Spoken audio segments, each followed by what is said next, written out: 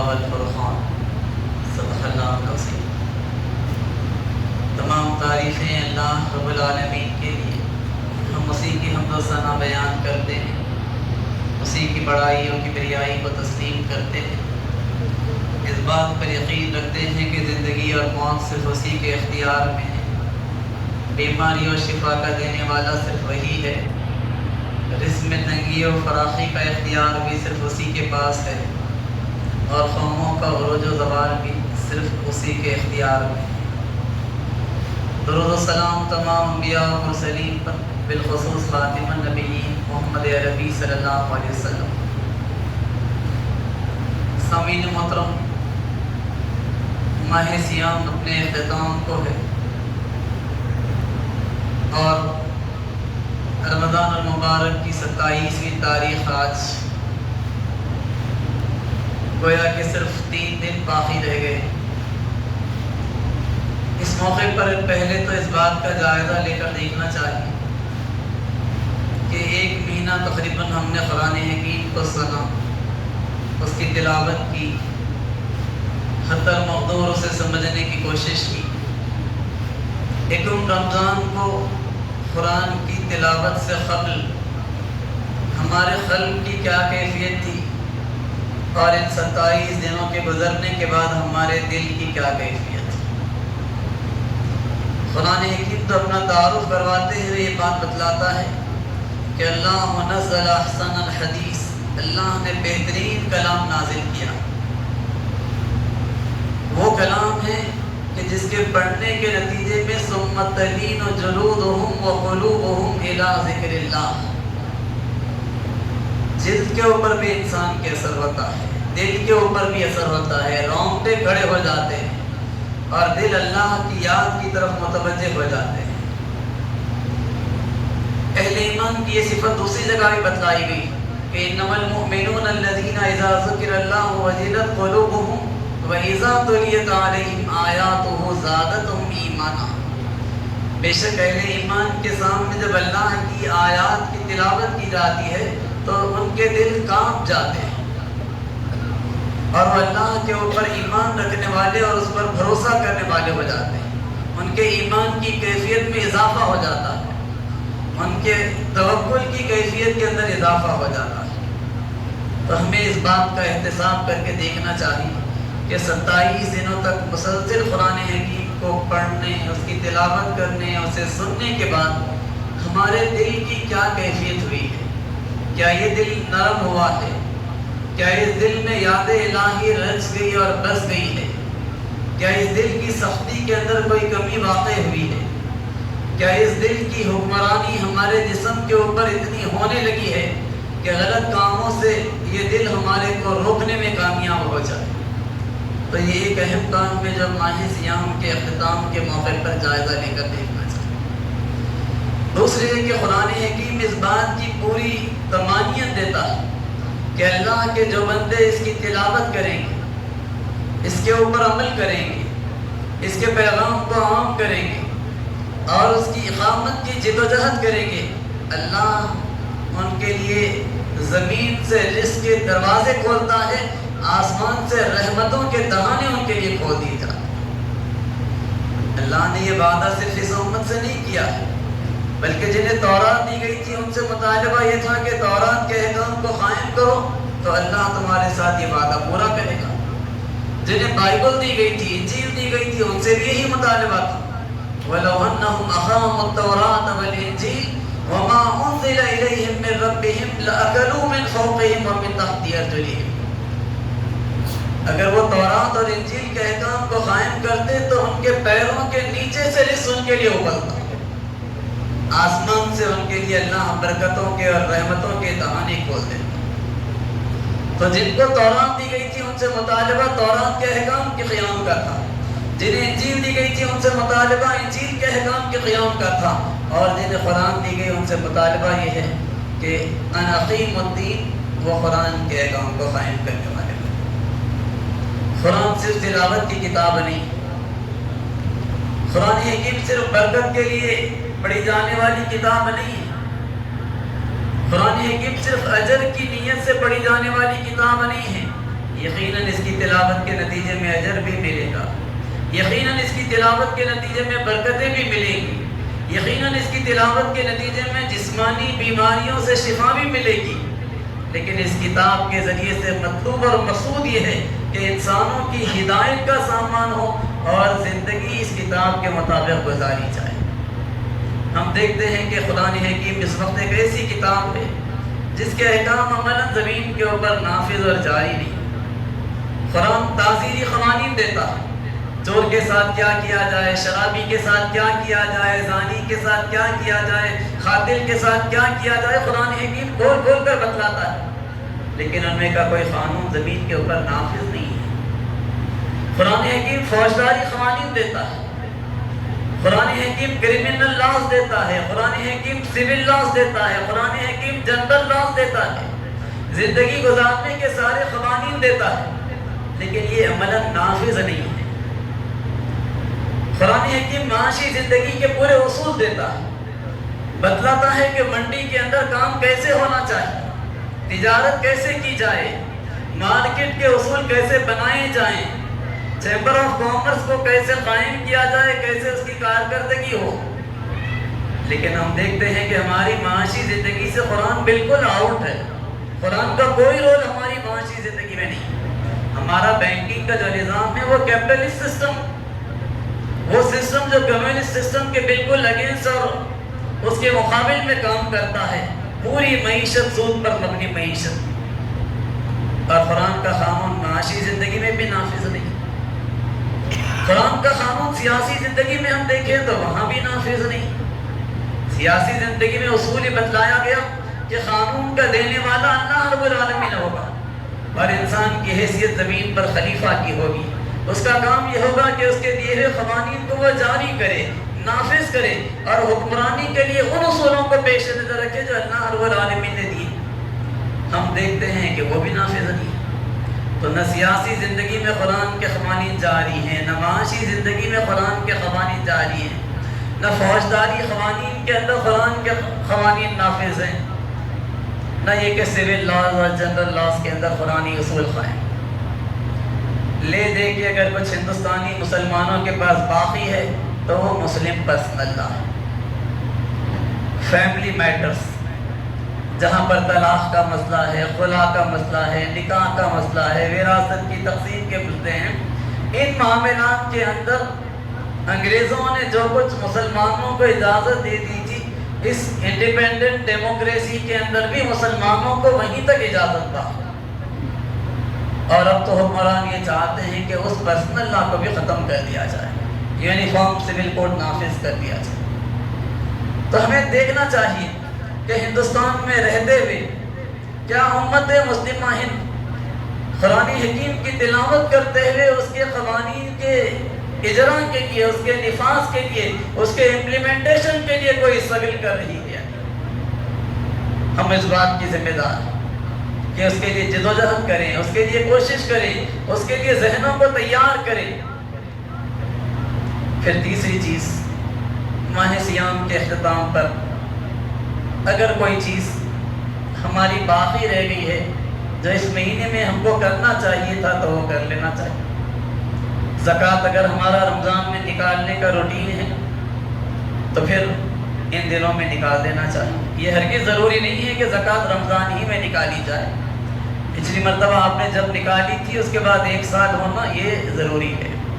آپ نے پچھلی بار کسی اور مہینے میں نکالی تھی تو اسی مہینے میں نکالنا چاہیے۔ امت مسلمہ میں عام طور پر رمضان المبارک میں زکوٰۃ نکالنے کا کلچر ہے، اس وجہ سے ہے کہ اس کے نتیجے میں اس فرض کا ثواب 70 فرائض کے برابر ہو جاتا ہے۔ لیکن ہمارے بعض فقہا کا یہ کہنا ہے کہ بہتر یہ ہے کہ بعض افراد تو رمضان کے علاوہ دیگر ایام میں بھی زکوٰۃ نکالیں تاکہ دوسرے دنوں میں بھی غریبوں کی ضرورتوں کے پورے ہونے کا انتظام ہو۔ رمضان میں تو غربا کو بہت کچھ مل جاتا ہے، لیکن بعد کے ایام میں عموماً زکوٰۃ نہیں نکالی جاتی، اس وجہ سے عام طور پر ان کے مسئلے حل نہیں ہو پاتے۔ پھر اسی طریقے سے فطرہ ہے، اور اس فطرے کو بالکل آخری ایام ہی میں نکالنا ہے۔ فطرے کے بارے میں عام طور پر ہمارا کلچر یہ ہے کہ ہم گیہوں کی قیمت معلوم کرتے ہیں اور اس حساب سے 2-2.5 کلو گیہوں کی جو قیمت بنتی ہے وہ دے دیتے ہیں، औसत दर्जे के आदमी के लिए, जिसकी मईशत औसत लेवल की है, उसके लिए तो ये सही। लेकिन जिनको अल्लाह रब्बुल आलमीन ने साहिब फजल बनाया है, जिनकी इनकम ज़्यादा है, उनके लिए ये मुनासिब नहीं है कि वो गेहूँ की कीमत से फितरा अदा करें। उनको तो चाहिए कि वो खजूर की कीमत से फितरा अदा करें या किशमिश की कीमत के हिसाब से फितरा अदा करें, जिसके नतीजे में बजाय ये कि फितरा 80-100 रुपये निकलने के 500, 800, 1000 रुपये तक भी निकलने की गुंजाइश। जिस आदमी का स्टैंडर्ड ऑफ लाइफ जिस लेवल का है, उस लेवल से उसे फितरा निकालना है। शरीयत की इस स्पिरिट को हमें सामने रखना चाहिए और उस स्पिरिट के साथ फितरा निकालना चाहिए। अल्लाह ने कितना भी साहिब फजल बनाया हो, हम सिर्फ गेहूँ की कीमत के लिहाज से निकालने के आदी हो जाएं, ये मुनासिब अमल नहीं है, ये शरीयत की रूह नहीं है। इसी तरीके से बाकी अय्याम में भी एक ताख़रात बाकी लैलतुल क़द्र के बारे में, जहाँ इस बात का गालिब इम्कान है कि वो 27वीं शब है, वहीं पर अहादीस की एक कसीर तादाद ये बतलाती है कि शब क़द्र ताख़रातों में से कोई और रात भी हो सकती है और उसकी पूरी गुंजाइश। बल्कि हमारे मुफस्सिरीन ने तो यहाँ तक लिखा है कि शब क़द्र को रोटेट किया जाता है। ये ज़रूरी नहीं है कि हर साल वो एक मखसूस तारीख़ को आए। किसी रमज़ान में वो 25वीं को हो सकती है तो किसी में 29वीं को हो सकती है, किसी रमज़ान में 27वीं को हो सकती है तो किसी में 21वीं या 23वीं को भी हो सकती है। तो इस बात का इम्कान है कि वो आखिरी जो रात है वो भी क़द्र की रात हो, आखिरी ताख़रात। तो उस रात की अहमियत को भी बहरहाल समझना चाहिए। ऐसा न हो कि 27वीं रात भी गुजर गई, जुम्मतुल विदा भी गुजर गया, अब रमज़ान में हमारे लिए कोई अहम काम बाकी न रहा। ये सोच सही नहीं है, बल्कि आखिरी रात की अहमियत भी, आखिरी ताख़रात की अहमियत भी अपनी जगह पर है। फिर उस आखिरी ताख़रात के बाद फिर मज़ीद एक रात आएगी जो चांद रात होगी। 29 रमज़ान होने के बाद चांद दिख जाए तो उसके बाद की होगी या 30 रमज़ान के बाद होगी। वो रात ऐसी है जिसके बारे में अल्लाह के रसूल ने सहाबा को तवज्जो दिलाई और तवज्जो दिलाते हुए कहा कि ये वो रात है जिसमें रमज़ान में बंदे ने जो अमाल किए हैं वो अल्लाह के हुज़ूर पेश किए जाते हैं और उस मौके पर इस बात का फैसला किया जाता है कि किस बंदे को क्या दिया जाना चाहिए, किसने क्या काम किया, उसके बदले में क्या उसे अजर मिलना चाहिए। इस बात का फैसला चांद रात को होता है। अल्लाह के रसूल से साहबा ने पूछा कि या रसूल अल्लाह क्या ये शब क़द्र है? तो अल्लाह के रसूल ने कहा कि नहीं, शब क़द्र नहीं है, बल्कि ये लैलतुल जायज़ा है। जायज़ा लिया जाता है कि रमज़ान का महीना ख़त्म हो गया, चाँद दिखने के साथ ही रमज़ान का अख्तिताम हो जाएगा और उस रात में फरिश्ते इंसानों के अमाल खुदा के सामने पेश कर देंगे और अल्लाह रब्बुल आलमीन से जायज़ा लेकर फैसला करते हैं।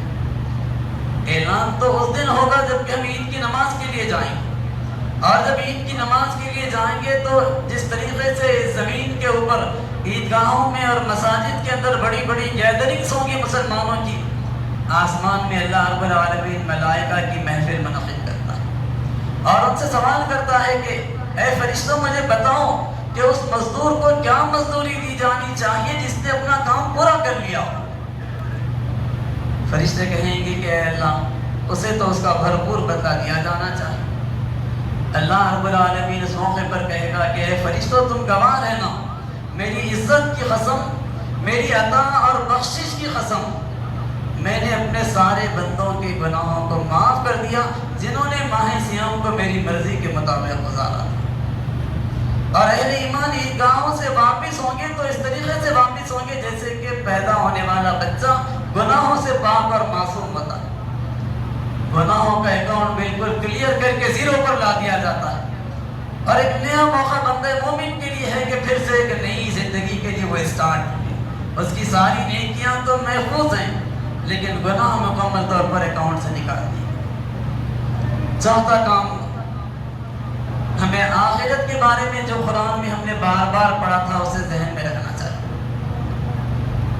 आखिरत में अल्लाह ने अबदी नेमतें अहले ईमान के लिए तैयार कर रखी हैं। कुरान इसका वादा करता है, इसकी तमानियत दिलाता है कि देखो तुम्हारे लिए वो है जो तुम्हारी आंख ने कभी नहीं देखा, तुम्हारे लिए वो तैयार कर रखा गया है जिसका तज़किरा तुम्हारे कान ने कभी नहीं सुना, तुम्हारे लिए वो तैयार है जिसका तुम्हारे दिल ने कभी तसव्वुर भी नहीं किया।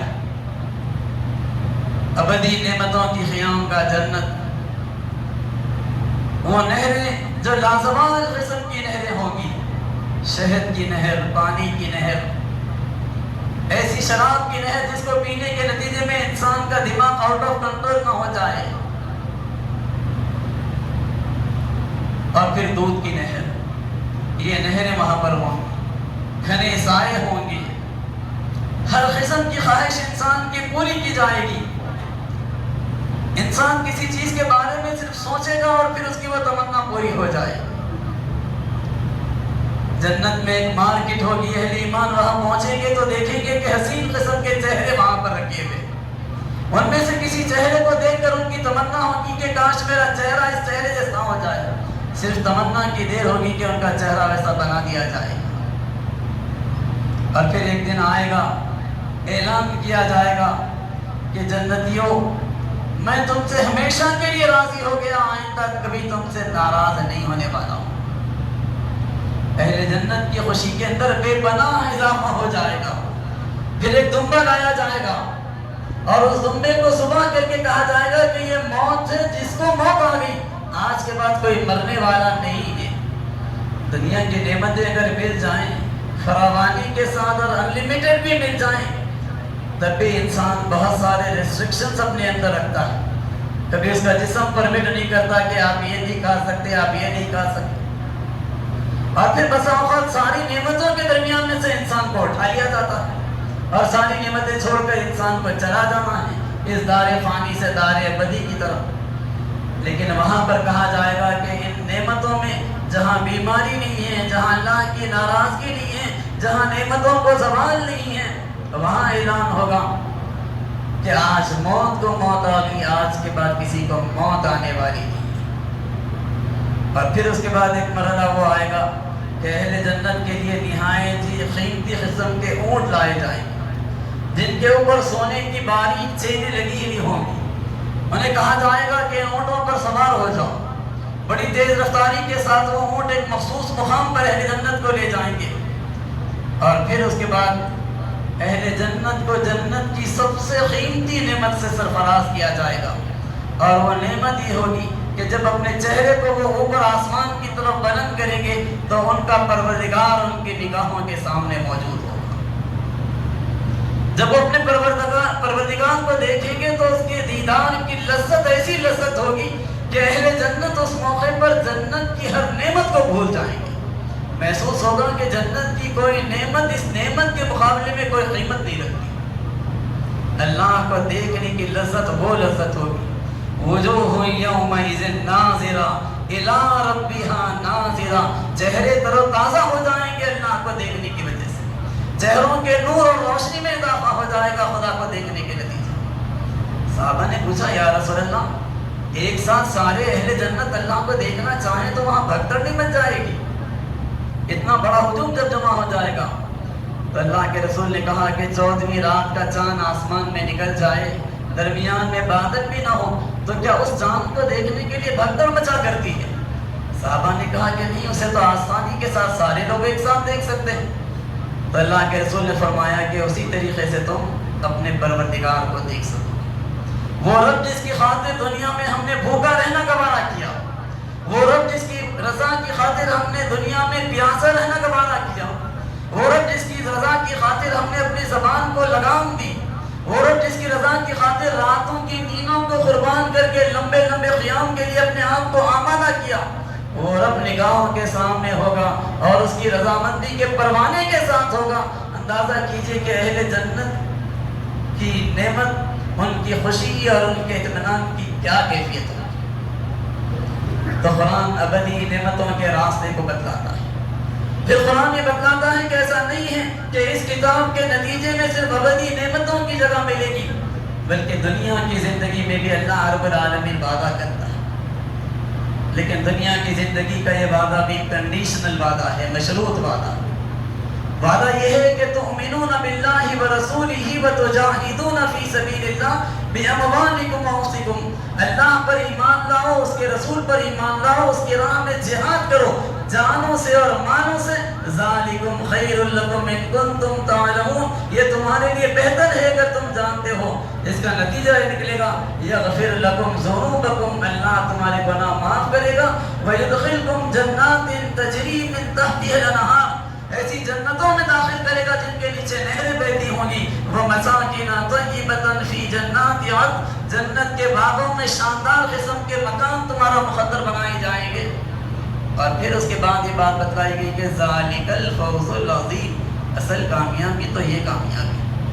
لیکن اس کے فوراً بعد اطمینان دلایا گیا وَأُخْرَىٰ تُحِبُّونَهَا نَصْرٌ مِّنَ اللَّهِ وَفَتْحٌ قَرِیب, وہ دوسری چیز جو تم چاہتے ہو اللہ تمہیں وہ بھی عطا کرے گا, اور وہ ہے کہ اللہ کی مدد دشمنوں کے اوپر کامیابی. وَبَشِّرِ الْمُؤْمِنِينَ, اہل ایمان کو بشارت دے دیجئے اے نبی صلی اللہ علیہ وسلم. تو قرآن صرف ابدی نعمتیں نہیں بتلاتا بلکہ دنیا کے اندر بھی اس بات کا اطمینان دلاتا ہے. حالات اس وقت امت مسلمہ ہند کے لیے بڑے نازک ہیں, بادل دندناتے ہوئے آ رہا ہے, اور اس بات کے لیے کوشاں کہ امت مسلمہ اپنے عقیدے اور آئیڈیالوجی سے دستبردار ہو جائے, امت مسلمہ اپنی تہذیب سے دور ہو جائے, امت مسلمہ اس زمین کے اوپر اپنے پرسنل لا سے دور ہو جائے. کبھی حجاب کے نام پر, کبھی طلاق ثلاثہ کے عنوان پر, کبھی یوگا کے نام پر سوریہ نمسکار, کبھی گھر واپسی کا نعرہ, دین کو چھوڑ کر ملت میں واپس آنے کا مطالبہ, اور پھر بات نہیں ماننے کے نتیجے میں کبھی فزیکل ٹارچر, کبھی موب لنچنگ, کبھی بہت ہی پلانڈ انداز کے فسادات, کبھی نسل کشی کی دھمکیاں. اس وقت امت مسلمہ آزمائش کے ایک شدید دور سے ہندوستان کے اندر گزر رہی ہے, اور حالات بتا رہے ہیں کہ مستقبل مزید سخت ہو سکتا ہے. ایسے موقع پر امت مسلمہ کو کیا کرنا چاہیے؟ 3 آپشن ہیں جو امت مسلمہ اس وقت اختیار کر سکتی ہے. ایک راستہ امت مسلمہ کے لیے ہے کہ جذباتی رد عمل کا راستہ اختیار کرے, ان پلانڈ قسم کا ریاکشن, ان آرگنائز قسم کا رد عمل, جہاں پر نہ تنظیم کی کوئی قوت ہو, نہ کوئی قائد کے زیر نگرانی کام ہو, جہاں پر نہ عاقبت اندیشانہ قسم کا ریزسٹنس ہو, اور جس کے نتیجے میں فوراً کوئی نتیجہ بھی نہ مل سکے, الٹا نقصان پر نقصان ہوتا چلا جائے. بعض افراد اور بعض گروپ چاہتے ہیں کہ اس قسم کا ان پلان اور ان آرگنائز قسم کے ریاکشن کا رویہ امت اختیار کرے. ہمارا یہ ماننا ہے کہ یہ راستہ سوائے خودکشی کے امت مسلمہ ہند کو کسی اور جگہ ہرگز نہیں لے جائے گی. دوسرا آپشن امت مسلمہ کے لیے جو اس وقت ہو سکتا ہے وہ سرنڈر ہونے کا راستہ ہے, کمپرومائز کرنے کا راستہ ہے. حجاب چھوڑنے کے لیے کہا جائے تو سرنڈر ہونے تیار ہو جائیے, پرسنل لا چھوڑنے کے لیے کہا جائے تو تیار ہو جائیے, تہذیب چھوڑنے کے لیے کہا جائے تو تیار ہو جائیے, گھر واپسی کی بات کہی جائے تو تیار ہو جائیے. یہ ایک راستہ مصالحت اور کمپرومائز کا راستہ ہے. ہمارا ماننا ہے کہ یہ راستہ خودکشی کا دوسرا راستہ. اس راستے سے بھی امت مسلمہ کو کامیابی نہیں ملنے والی, اس لیے کہ اگر یہ امت ایمان کو چھوڑے گی, اپنی تہذیب کو اگر چھوڑے گی, تو پھر اس کے بعد خدا کی نگاہ میں اس امت کی کوئی وقت باقی نہیں رہے. خدا کی نگاہ میں اس امت کا کوئی وقار اور مقام باقی نہیں رہے گا. ایمان کے بغیر ہمیں زندگی مطلوب ہی نہیں. زندگی ایمان کے ساتھ اگر ہو تو زندگی ہمارے لیے مطلوب ہے اور پسندیدہ. ایمان کے بغیر ایک لمحے کی زندگی بھی ہم نہیں چاہتے. تیسرا آپشن امت مسلمہ کے لیے جو ہو سکتا ہے, اور وہ آپشن ہے جس نے قوموں کو مشکل حالات سے نکالا ہے, پریشانی کے دن قوموں کے لیے دور کیے, اور وہ یہ ہے کہ بہت ہی پازیٹیو ایٹیٹیوڈ کے ساتھ, بہت ہی مثبت رویے کے ساتھ, بہت ہی پر امیدی کے ساتھ امت مسلمہ میدان عمل میں آئے, اپنے عقیدے اور اپنی آئیڈیالوجی کو پوری قوت کے ساتھ پکڑے اور تھام لے, اپنے بنیادی اور اساسی اصولوں کو پوری طریقے سے معلوم کرے, اپنے نوجوانوں میں شعور بیدار کرے, اپنی خواتین کو بیدار کرے, اپنے بچوں کو بیدار کرے, آرگنائزیشن کی قوت, اتحاد کی قوت امت کے اندر پیدا کرے, جدوجہد کے لیے امت کو تیار کرے, میدان عمل میں آ کر بڑے پیمانے پر سوشل سروس کا کام کر کے اس سوسائٹی کی اپنے آپ کو ضرورت بنائیں. اس لیے کہ حضرت خدیجہ رضی اللہ عنہا کے الفاظ میں خدمت خلق کا کام وہ کام ہے جس کے نتیجے میں اللہ انسانوں کو ضائع نہیں کیا کرتا. اطمینان دلایا تھا انہوں نے اللہ کے رسول کو کہ اللہ آپ کو ضائع نہیں کرے گا. آپ یتیموں کے سر پر ہاتھ رکھتے ہیں, آپ بیواؤں کی کفالت کرتے ہیں, آپ مظلوموں کی دانرسی کرتے ہیں, آپ ضرورت مندوں کے کام آتے ہیں. تو خدمت خلق کا کام وہ کام ہے جس کے نتیجے میں اللہ حفاظت کرتا ہے. پھر اس کے ساتھ دعوت کا کام. قرآن حکیم اطمینان دلاتا ہے کہ اگر تم انسانوں کو اللہ کے پیغام کو پہنچاؤ گے تو اللہ یعصمک من الناس, اللہ دشمنوں کے شرور سے تمہاری حفاظت کرے گا. خدمت خلق کا کام اور غیر مسلموں میں دعوت کا کام, یہ دو کام ہیں جن کے ذریعے سے حفاظت کا وعدہ اسلام کا وعدہ. اور اگر ان دو کاموں کو لے کر ہندوستان کی 20 کروڑ کی امت مسلمہ میدان عمل میں آتی, ایک ایک فرد 5 سے 6 غیر مسلموں تک اللہ کے پیغام کو پہنچاتا ہے, تو اس ملک کی باقی 110 کروڑ کی آبادی تک پیغام کا پہنچنا کوئی مشکل کام نہیں ہوگا. انسانوں کی خدمت کے ذریعے سے ان کے دلوں کو نرم کیا جا سکتا ہے, اپنے آپ کو سماج کی ضرورت بنایا جا سکتا ہے. تاریخ بتلاتی ہے کہ جاپانی قوم پر انتہائی مہلک قسم کے ایٹم بم گرائے گئے تھے. ہیروشیما اور ناگاساکی کو تباہ کر دیا گیا تھا, لیکن اس کے باوجود جاپانی قوم پورے عزم کے ساتھ اٹھی تو دنیا نے دیکھا کہ آدھی سینچری کے اندر انہوں نے اپنے آپ کو اس طریقے سے منوایا کہ دنیا میں وہ انڈسٹریل سپر پاور بن کر اٹھ کھڑے. یہودیوں کو ہٹلر نے بری طریقے سے ختم کیا تھا. ہولوکاسٹ جب ہوا تھا 40 لاکھ سے زائد یہودی ہٹلر کے ہاتھوں مارے گئے تھے. لیکن آج وہ یہودی قوم دوبارہ اسٹرگل کرتے ہوئے اٹھی اور اس طریقے سے اٹھی کہ دنیا کی ہر اہم پالیسی پر یہودی لابی امپیکٹ کیا کرتی ہے. کون تصور کر سکتا تھا کہ یہودی 60-70 سالوں میں اتنی قوت کے ساتھ اٹھیں گے اور اتنے انفلوئنشل بن جائیں گے. تاتاریوں کے حملے کے بعد یہ امت بھی اٹھی تھی, وہ حملے جس نے شہروں کا ویران کر دیا تھا. جہاں بغداد کی اینٹ سے اینٹ بجا دی گئی تھی, سمرقند ویران کر دیا گیا تھا, بخارا تباہ کر دیا گیا تھا, نیشاپور میں سارے کے سارے انسان قتل کر دیے گئے تھے, لیکن اس کے باوجود یہ امت اٹھی. آج بھی اگر ہم طے کرتے ہیں کہ ہم ہاتھ پر ہاتھ دھرے رکھ کر نہیں بیٹھیں گے بلکہ میدان عمل میں آئیں گے, امت میں بھی شعور بیدار کریں گے, غیر مسلموں میں بھی اسلام کا بڑے پیمانے پر پیغام پہنچائیں گے, سوشل سروس کے کاموں کو آرگنائز انداز میں بڑے پیمانے پر کریں گے, تو اس کے نتیجے میں ملک میں ہمارے لیے لوگوں کے دل نرم ہوں گے, ہدایت کے لیے لوگوں کے دل کھلیں گے, اللہ کی مدد آئے گی. راہ خدا کی جد و جہد کے ساتھ اللہ کی مدد کا وعدہ ہے کہ یقینی وعدہ ہے. اور یاد رکھیے کہ صرف میجورٹی ہونے پر ہی دنیا کے اندر قوموں کی چلتی ہے, یہ بات بالکل صحیح نہیں ہے. 900 سال ہندوستان پر ہم نے حکمرانی کی ہے جبکہ ہم مائنورٹی میں تھے. کبھی ایسا نہیں ہوا 900 سال میں کہ ہم میجورٹی میں آئے تب ہم نے حکمرانی کی, مائنورٹی میں رہ کر اس ملک پر ہم نے حکمرانی کی. آج بھی اگر امت مسلمہ طے کرتی ہے حالات سازگار ہو سکتے ہیں. اللہ سے دعا ہے کہ اللہ رب العالمین ہمیں اپنی زندگی کے مقصد کو طے کرنے اور پوری جد و جہد کرنے کی توفیق عطا فرمائیں, دشمن کے شرور سے ہماری حفاظت فرمائیں, ہمیں غیر مسلموں تک اسلام کے پیغام کو پہنچانے کی صلاحیت بھی دے, توفیق بھی عطا فرمائیں. اسلام پر زندہ رکھ, اسلام کے لیے زندہ رکھ, اسلام پر موت دے. آمین.